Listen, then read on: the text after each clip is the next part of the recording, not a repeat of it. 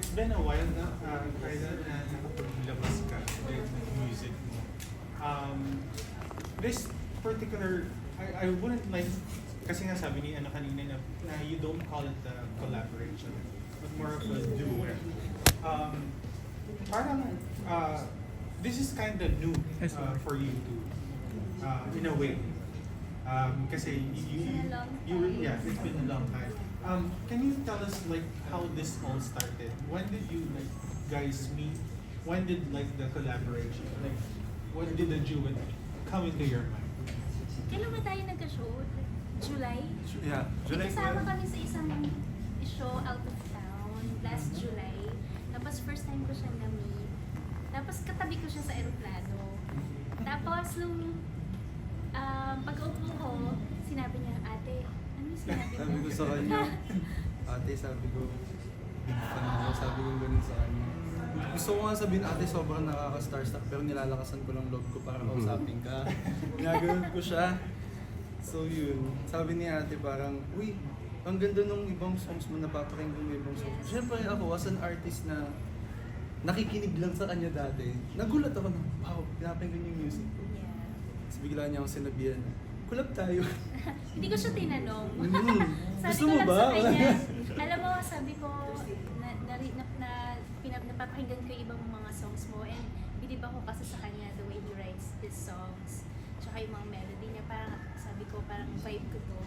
So nung sinabi niya yun, sabi ko, ito yung opportunity. Sabi ko talaga, collab tayo.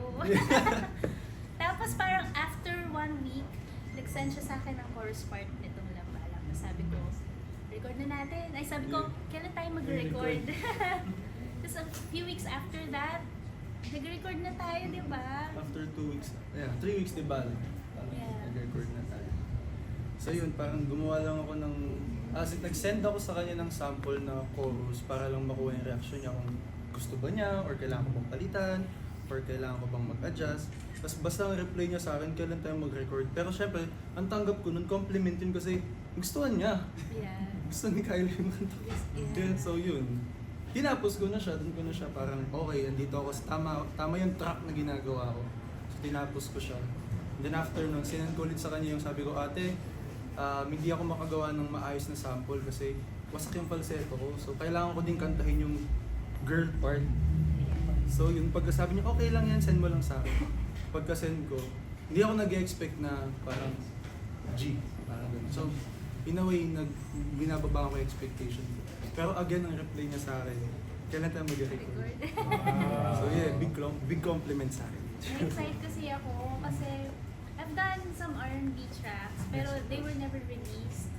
So yung mga R&B tracks na ginawa ko, you've heard some of the songs in my previous albums. I have a few and I have some collaborations also with R&B artists and hip-hop artists before, but they were never released as a single.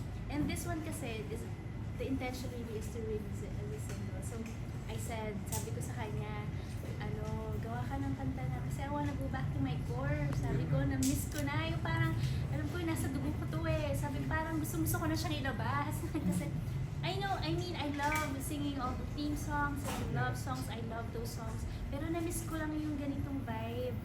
Tapos,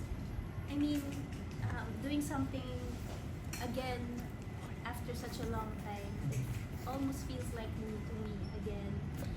Yun, na-excite lang ako kasi syempre bata, yung kaduet ko, feeling ko bata ulit ako. Feeling ko mag-sing-age lang kami, ganyan. Yeah, it's just so exciting kasi ang ganda ng kante. Tapos feeling ko maraming makaka-relate. Feeling ko maraming gagawa ng mga content. Yeah. Does it sound different to you? Yung feeling ng actual song? Kasi this is more of like a generational thing din na medyo bata yung something. Or millennial-ish siya. Does it seem different for you than what you were already doing in R&B? Hindi ko siya na-feel na it's different kasi yung listening ko talaga, it's really R&B. It's really what I listen to. Hindi lang ako masyadong nagkakaroon talaga ng opportunities to do more. Because most of the songs that I release, they're mostly mga love songs. Kasi mahilig tayo, mga Pinoy, gusto natin love those love songs. So, it didn't really... I felt very familiar with yung vibe niya. That's what I like. For you, it's home. Yes. So, For MC ako, syempre you write the song and kanina kasi sa opening, it sounds negative kasi parang walang balak, pero napaka-chill ng music, it's very positive.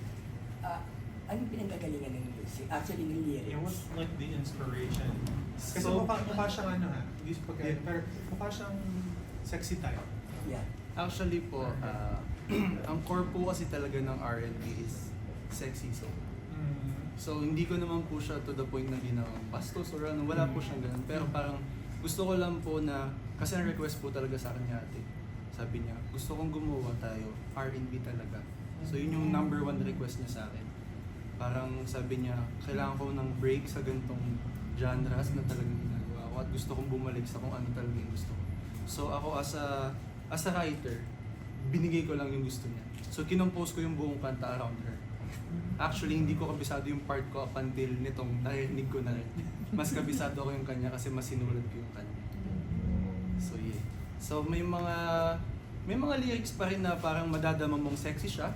Kasi couple, normal naman po sa couple na may sexy time. So hindi naman po parang iniwasan ko po siyang maging bastos, iniwasan ko po siyang maging ganito, maging ganyan. Mas nag-focus lang po siguro ako sa musicality. it's very demure. Yeah, demure. Very mindful. Very mindful. Very cutesy ka rin. Yeah. Mas nag-focus po talaga ako sa musicality niya. Kung paano namin siya ibabanat. Hindi po, more on